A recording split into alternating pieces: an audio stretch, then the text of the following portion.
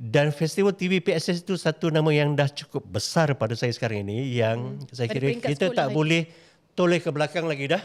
Kita tak boleh tengok ke bawah lagi dah. Apa yang kita boleh tengok sekarang inilah bagaimana kita nak bawa program ini semakin ke atas dengan penghasilan video yang lebih menarik.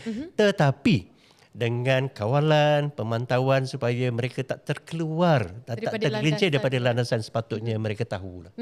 Saya percaya di mana keaslian untuk sesebuah karya itu sekarang ni sangat penting. Kerana dah terlalu banyak aplikasi di mana itu memang memberikan kelebihan kepada mereka, tetapi kekurangannya dari sudut jiwa yang ada dalam karya tu. Kan? Jadi saya suka kalau mungkin bersama-sama ataupun guru-guru yang sedang mendengar, kita lebih kepada bawa semula mereka hasilkan karya daripada zero.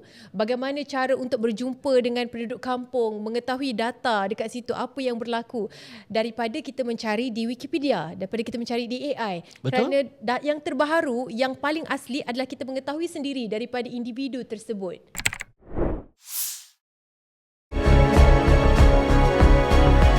Suara Rakyat.